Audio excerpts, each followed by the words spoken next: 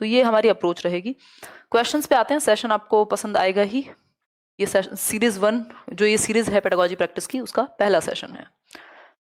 Session आपको पसंद आएगा, लाइक शेयर कर दीजिएगा उन लोगों के साथ जो भी टीचिंग एग्जाम्स की तैयारी कर रहे हैं और पेडागोजी सच में सीखना चाहते हैं। ठीक है बात? देखिए, पीडीएफ आपको डेली मिलेगी, daily, let's learn squad Telegram channel पर।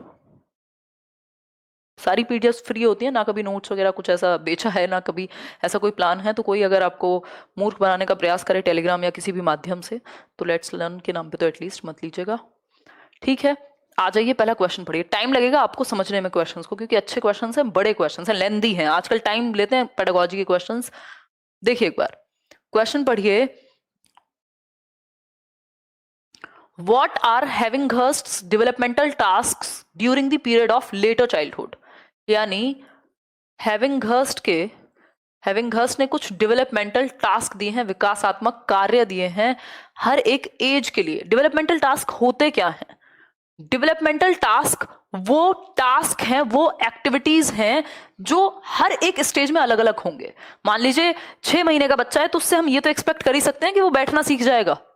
या एक 2 साल का बच्चा है, तो हम ये तो एक्सपेक्ट करेंगे ही कि वो खड़े होकर के चलना शुरू कर देगा, थोड़ा बहुत या पूरा। ठीक, भाषा के 2 शब्द बोलने लग जाएगा, ये तो हम एक्सपेक्ट करेंगे। तो मतलब उसकी एज के अकॉर्डिंग टास्क्स बटे हुए हैं। और अगर एक बच्चा अपनी एज के अकॉर्डिंग कुछ टास्क्स को फुलफिल कर पाता है, तो वो आगे के लिए और ज्यादा कॉम्पिटेंस उसमें आती है। अगर नहीं कर पाता है, तो आगे आने वाले टास्क, एज के अकॉर्डिंग टास्क आते हैं ना हमारे सामने। अब आप ये कहें, नहीं मैं तो 24 साल की हूं और मैं तो 8 साल में जैसे रहती थी बिल्कुल माँ बाप के सर पे, और वही खिलाते थे, और मैं तो बस घूमने जाती थी, कुछ और काम ही नहीं था, वैसे ही रहूं।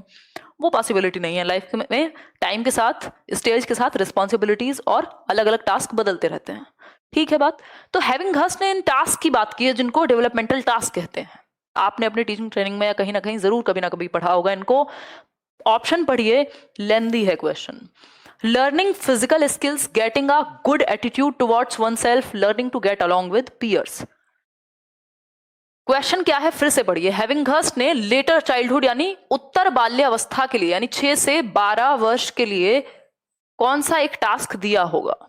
अगर आप एक टॉपिक से दूसरा टॉपिक नहीं जोड़ेंगे तो दिक्कत आएगी। आपको पता है लेटर चाइल्डहुड को पियाजे ने क्या कहा है, कॉन्क्रीट ऑपरेशनल, 7 से 11 वाला टाइम है ना। और लेटर चाइल्डहुड क्या कहता है अपने आप में, बच्चे का सोशलाइजेशन तेज होता है, वो स्कूल में जाता है, एक्टिविटीज करता है। जो एरिक एरिक्सन है वो कहते हैं कॉम्पिटेंस डेवलप होती है इस स्टेज में। तो कौन सी एक चीज, कौन सा एक टास्क जो है यहाँ सही बैठेगा 6 से 12 वर्ष के बच्चे के लिए? फटाफट से देखो, देखिए एक बार, एक साथ डाल दी जाएंगी रीड के सिलेबस के अकॉर्डिंग तारीश वीडियो। बस आज का टाइम दो मुझे, मैंने अपनी टू डू लिस्ट में डाल लिया है इस बात को। Learning to take solid food. देखो फूड, ये तो 3 से 4 साल का बच्चा ही अपने आप, मतलब वो सॉलिड फूड तो और पहले लेना शुरू कर देता है। बात करना भी 1 साल के बाद वो ठीक ठाक शुरू कर देता है। Walk and learn the control, ये सब 2, 2.5, 3 साल तक मामला सब एकदम हो जाता है। तो ये तो नहीं होना चाहिए, क्योंकि ये तो छोटी एज की बात हो गई। Achieving new and mature relationships, यानी नए और परिपक्व संबंधों को प्राप्त करना। अच्छा, इतनी मैच्योरिटी आ गई। Attaining male and female accessible social roles, बस कहानी तो यहीं बिगड़ गई। एक बार को पहले वाले को सोच भी रहते, सोशल रोल धारण करते हैं आप अडल्टहुड में, कि महिला और पुरुष के जो रोल्स हैं, ठीक, तो वो इतनी छोटी एज में तो पता भी नहीं है, वो तो बस खेलने में व्यस्त है, अपनी गैंगेज में व्यस्त है, स्कूल के काम में व्यस्त है। ठीक, ये भी गलत हो गया। Starting a business, starting a family, managing a house, खतरनाक बात है, ये अडल्टहुड के काम है ना। ये एडोलेसेंस में एक बार को हो सकता था। तो हम कह सकते हैं कि ये तीनों ही बातें गलत हैं। कौन सा 6 से 12 वर्ष का बच्चा, जो 6 वर्ष का बच्चा पहली क्लास में पढ़ने जाता है, वो कौन सा बिजनेस स्टार्ट करेगा, और कौन सा वो जेंडर रोल अपनाने लगेगा कि मैं मम्मी हूं और तुम पापा हो, ये तो होगा नहीं ना। ठीक, तो फर्स्ट ऑप्शन ही सही है। Learning physical skills, getting a good attitude towards oneself, learning to get along with peers, यानी शारीरिक कौशल सीखना, फिजिकल स्किल्स। स्पोर्ट्स में बहुत ज्यादा एक्टिव रहता है बच्चा, गैंगेज है, उसको कॉम्पिटेंस जो एक गुण है, अगर आपने एरिक एरिक्सन की थ्योरी मेरे साथ ही डिस्कस की है, मैंने प्लेलिस्ट में देख लीजिएगा, जो लेटर चाइल्डहुड में आता है, स्कूल एज कहा है इसको। ठीक है, तो हम ये कह सकते हैं कि फिजिकल स्किल्स, क्यों? क्योंकि वो स्पोर्ट्स में इन्वॉल्व होता है और उसके अंदर कॉम्पिटेंस की भावना आती है। फिर है getting a good attitude towards one self, खुद के बारे में। ऑब्वियसली जब वो एक्टिविटीज में इन्वॉल्व होगा और वो अपने आप को एबल फील करेगा, उसके अंदर एक कॉम्पिटेंस आएगी, अपने आप को एक्सेप्ट करने की भावना आएगी, खुद का एक एटीट्यूड डेवलप होगा, सेल्फ एस्टीम डेवलप होगी कि खुद में वो विश्वास रख सके, है ना। Learning to get along with peers, socialisation यानी सामाजिकरण के लिए भी एक इंपॉर्टेंट एज है, क्योंकि स्कूल जाना शुरू कर दिया है प्रॉपर, तो अब उसको टॉलरेंस भी आनी चाहिए, एक दूसरे के साथ कोऑपरेशन यानी सहयोग भी करना आना चाहिए। तो दूसरों के साथ गैंग एज है, स्पेशली ग्रुप्स में रहने लगेगा, तो बिल्कुल सही बात है, A option is the right answer. अब क्वेश्चन घुमा करके पूछे जाते हैं, टॉपिक वही है बट लेंदी कर दिए जाते हैं, तो आपकी समझने की क्षमता अच्छी होनी चाहिए, तभी जाकर के काम बनेगा। जरूरी नहीं आपने 200 क्वेश्चन एक दिन में किए, अगर 20 भी किए तो ऐसे किए कि आपको अंडरस्टैंडिंग में प्रॉब्लम ना हो उस टॉपिक की। देखिए ये डेवलपमेंटल टास्क हैं हैविंगहर्स्ट के द्वारा दिए गए, इनको इस बार की वीडियो में, जो वीकली वीडियो होगी फ्राइडे की, तब डिस्कस करेंगे। डेवलपमेंटल टास्क अलग अलग एज के, इन्फेंसी एंड अर्ली चाइल्डहुड का, जन्म से 5 वर्ष तक बच्चा चलना सीख लेगा, टॉयलेट सीख लेगा, बात करना सीख लेगा, ये कुछ टास्क हैं, ये आपको पीडीएफ में भी मिल जाएंगे, अलग से हम डिस्कस करेंगे कब, फ्राइडे वाले वीडियो में। अभी 2 दिन हम प्रैक्टिस करेंगे। क्वेश्चन नंबर 2 देखिए, बहुत अच्छा क्वेश्चन, और अगर आपने सालों से लेट्स लर्न ज्वाइन किया हुआ है तो ये क्वेश्चन आप चुटकियों में सॉल्व कर सकते हैं। इवन मैंने सीटेट के लेवल पे भी ये टॉपिक पढ़ाया हुआ है, एंटिसिपेटरी सोशलाइजेशन, अगर आपको याद आ रहा हो तो। क्वेश्चन पढ़िए एक बार, क्वेश्चन पढ़िए फटाफट से। अनूप छोकर जब मौका मिलेगा करा देंगे, अभी फोकस करो, जो डिस्कशन चल रहा है उसे छोड़ के इधर उधर मत भागो भाई, उसमें पूछ लेना कमेंट्स करके बाद में। देखो एक बार, what is meant by anticipatory socialisation. Anticipatory socialisation का मतलब होता है प्रत्याशित सामाजिकरण का क्या अर्थ है, बताइए। साष्टांग प्रणाम, अच्छा जी, धन्यवाद। देखिए एंटीसिपेटरी सोशलाइजेशन यानी प्रत्याशित सामाजिकरण का मतलब क्या है, ये पूछा है हमसे। पहला ऑप्शन है socialisation of the infant in the primary और अर्ली ईयर्स ऑफ लाइफ, यानी सामाजिकरण एक शैशवावस्था के बच्चे का प्राइमरी या शुरुआती सालों में उसके जीवन के। अच्छा, फिर है the process of removing former behavioural patterns and accepting new ones as a part of change in one's life, जो पुराने व्यवहार, जो पुराना सोशलाइजेशन हुआ उसको छोड़ करके नया अपना लेना। या फिर next, the process by which humans learn the culture of the group in anticipation of joining the group, यानी कि एक ऐसी प्रक्रिया जिसके द्वारा मनुष्य समूह में शामिल होने की प्रत्याशा से समूह की संस्कृति को सीखते हैं, जिस समूह में उनको शामिल होना है वो वैसा व्यवहार करते हैं। या फिर इसका भी नेक्स्ट क्या हो सकता है, नेक्स्ट देखो एक बार, नेक्स्ट है the during the developmental stage a child learns very important lessons in social behaviour from his peers. क्या कहना चाहेंगे आप, समझ आ रहा है कुछ? देखो ये जो बात है ना, socialisation of the infant in the primary और अर्ली ईयर्स ऑफ लाइफ, यानी पूर्व व्यवहारिक स्वरूप को, यानी शुरुआत में बच्चे अपने जीवन की शुरुआत में जो सामाजिकरण, जो बोलचाल, जो समाज के नियम कायदे तौर तरीके, नमस्ते राम राम करना सीखते हैं, इसको प्राइमरी सोशलाइजेशन कहते हैं। क्यों? क्योंकि ये परिवार में होता है सबसे पहले, शुरुआती सालों में, प्राथमिक सोशलाइजेशन जो फैमिली कराती है। तो ये तो होगा नहीं, क्योंकि हमसे पूछा है एंटीसिपेटरी, ठीक। फिर है the process of removing former behavioural patterns, जो व्यवहार आपने पहले सीखा था उसको भूल करके नया व्यवहार सीखना। आपको याद होगा व्हाइट बोर्ड पे मैंने एग्जांपल भी दिया होगा कि मैं एक इंटरव्यू देख रही थी अनुष्का शर्मा का एक बार, और ऐसे मतलब अलग अलग इंटरव्यूज, मेरे को वही एग्जांपल याद रह गया। तो वो बता रही थी कि आई थिंक रणबीर कपूर और someone else from the industry was saying कि इनको ये नहीं करना आता था या ऐसा कुछ। तो मतलब कह सकते हैं जो नॉर्मल लोग हैं, मान लीजिए वो यदि एक लोअर मिडिल क्लास व्यक्ति यदि एक हायर स्ट्रेटा में जाएगा या यूएस जाएगा, तो वो क्या करेगा, जो उसको पहले से आता था, जो उसके यहाँ का, जो उसने सोशलाइजेशन अब तक हुआ था, जो उसका सामाजिकरण हुआ था, जो उसने सीखा था, उसको हटाएगा और नया सीखेगा, क्योंकि उसको वहां वैसा व्यवहार करना है। तो ये हुआ, क्या कहते हैं इसको, याद आया कुछ? इसका एग्जैक्ट टर्म होता है, मतलब पुराने को हटा करके रीसोशलाइजेशन, इसको कहते हैं रीसोशलाइजेशन, यानी पुनः सोशलाइजेशन, यानी फिर से सोशलाइजेशन, आपको फिर से नए तौर तरीके, कानून कायदे सीखने पड़ेंगे नए ग्रुप में जाकर के, क्योंकि पहले आप रहते थे मान लीजिए गांव में, फिर आप शहर आ गए और वहां के तौर तरीके अलग हैं, वहां लोग अलग तरीके से बात करते हैं, अलग शब्दों का इस्तेमाल करते हैं, अलग तरीके से खाते हैं। तो ये क्या होगा, रीसोशलाइजेशन होगा, आपको पुराना भुलाना पड़ेगा नया सीखने के लिए। पुराने समय में या अभी भी कुछ हद तक महिलाओं के साथ भी ये होता आया है कि वो अपने घर में जैसे रहती हैं, शादी के बाद चीजें बदल जाती हैं, उनको रीसोशलाइज होना पड़ता है, वहां के तौर तरीके, नियम कायदे कानून सीखने पड़ते हैं। ये क्या हुआ, रीसोशलाइजेशन। होपफुली इतने एग्जाम्पल इनफ होंगे। आगे बढ़े। The process by which humans learn the culture of the group in anticipation of joining the group. This is amazing. यही है सही आंसर कि भाई एंटीसिपेटरी सोशलाइजेशन वो प्रक्रिया है जहां पर ह्यूमंस, जो मानव हैं, वो कल्चर सीखते हैं एक ग्रुप का, इस आशा से कि वो प्रत्याशित, वो होते हैं ना उम्मीदवार, प्रत्याशित उम्मीदवार, वो आपने देखा होगा चुनाव में, मतलब वो बनना चाहते हैं जो भी एक पद है उसके लिए। तो यहां पर एक व्यक्ति वैसा बिहेव करता है जिस ग्रुप में वो जाना चाहता है। मतलब एंटीसिपेटरी का मतलब ये है कि वो एंटीसिपेशन चाहता है, प्रत्याशा है उसके अंदर। मान लीजिए क्लासरूम में एक बहुत कूल सा ग्रुप है, या आप किसी व्यक्ति से मिले, आपने देखा यार ये 4 लोगों का ग्रुप बड़े मजे में रहते हैं, मुझे भी इस ग्रुप में शामिल होना है।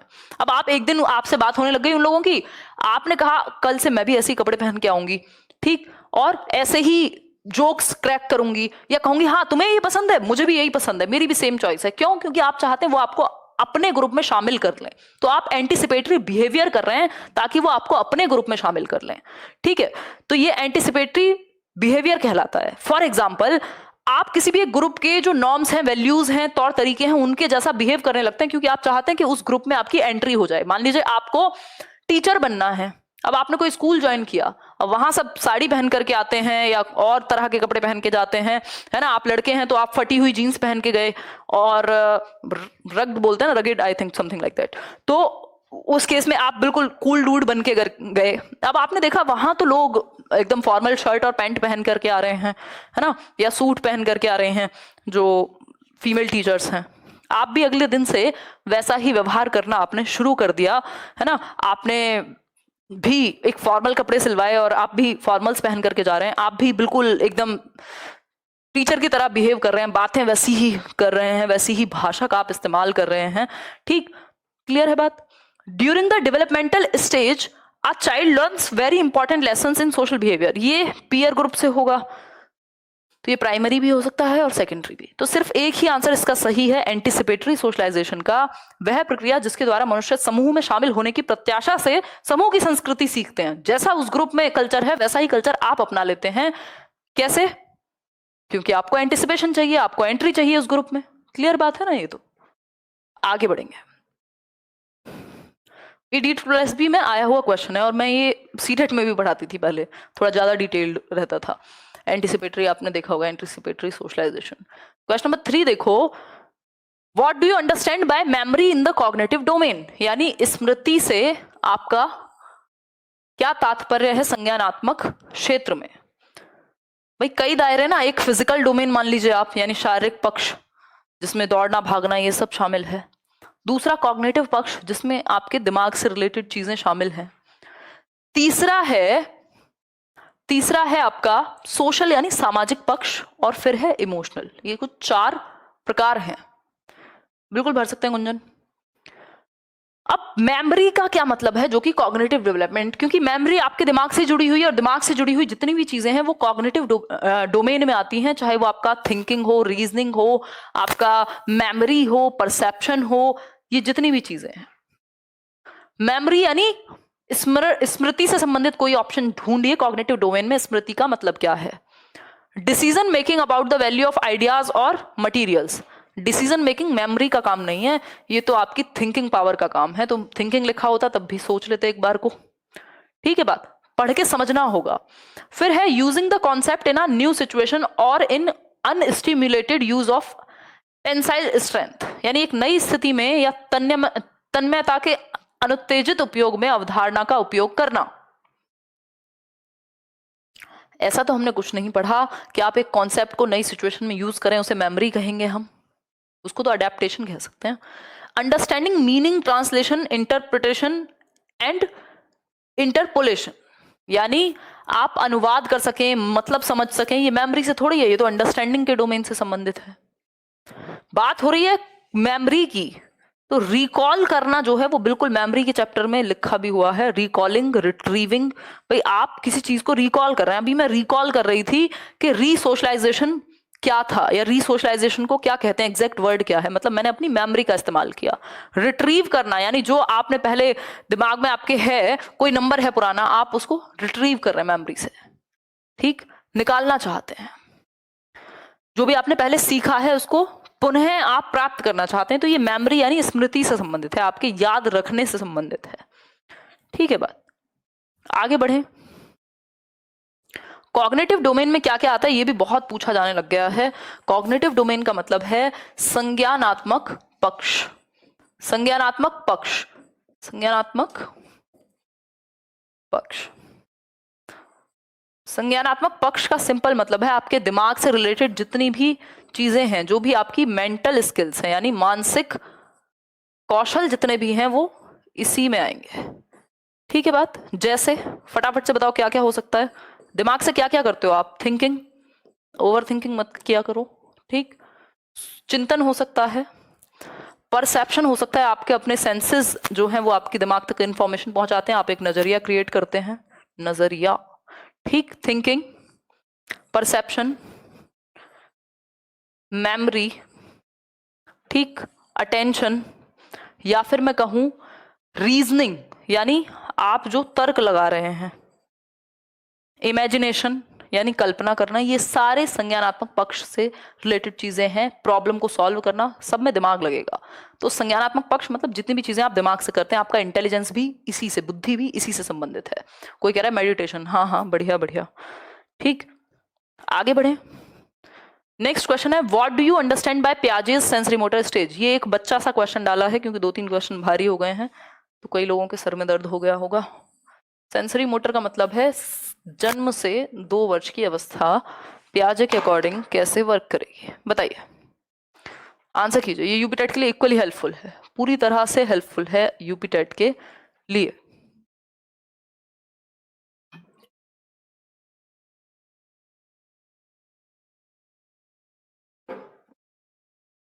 आंसर कीजिए।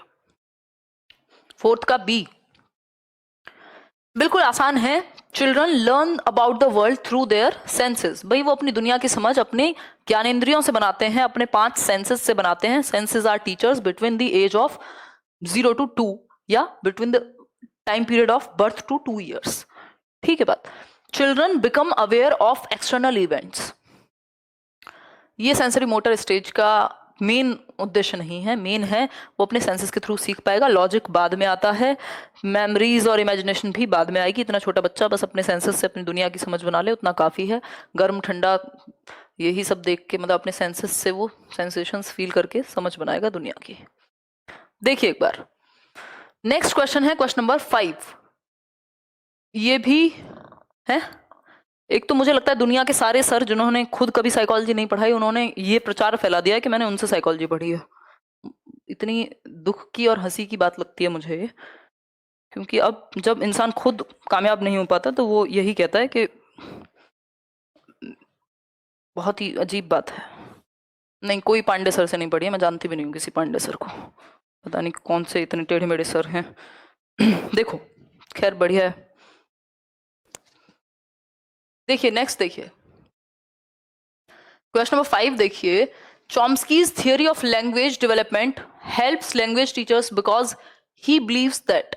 जो चॉम्स्की की थियरी है लैंग्वेज डेवलपमेंट की, उसका सिंपल सा मतलब हमें यहाँ समझना है। पहला ऑप्शन है, children are born with an inherent ability to learn any human language. बच्चे कोई भी मानव भाषा सीखने की अंतर्निहित क्षमता के साथ पैदा होते हैं। ये बिल्कुल सही बात है। इनएट एबिलिटी है, आंतरिक क्षमता है मनुष्य, जो बच्चा है एक, उसमें भाषा को एक्वायर करने की। एक्टिव अडेप्टेशन से ये चॉम्स्की नहीं कहते। रीइंफोर्समेंट की बात चॉम्स्की नहीं कर रहे, बिहेवियरिस्ट नहीं है वो, ये तो स्किनर करेंगे।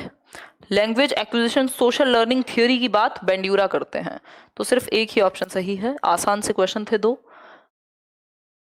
अगर आपके 20 में से 15 से ज्यादा नंबर आ जाए तो आप समझिएगा ठीक चल रहे हैं आप।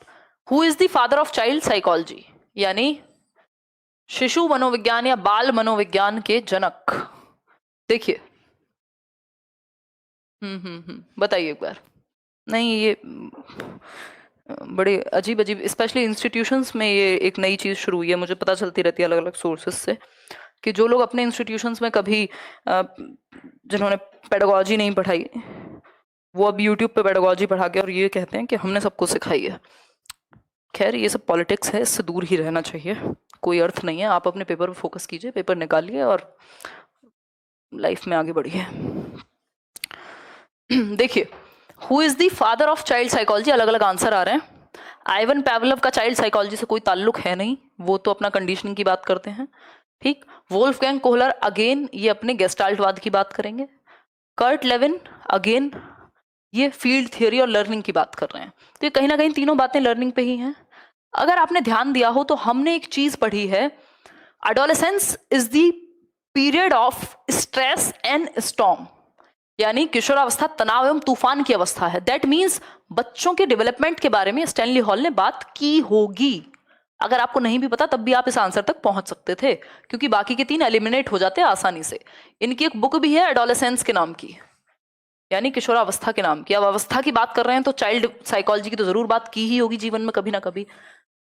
हालांकि कुछ कथन ऐसे भी हैं जो पियाजे को चाइल्ड साइकोलॉजी का फादर बताते हैं, उस केस में आंसर गलत नहीं होता, बट ऑप्शन में ही नहीं है। तो सिंपल बात है, हमें जाना पड़ेगा स्टैनली हॉल के साथ, ठीक। आगे बढ़ेंगे। क्वेश्चन नंबर 7 देखिए, in inclusive term exceptional children means, यानी सामग्रिक अर्थ में व्यक्ति क्रमिक शिशु का साधन।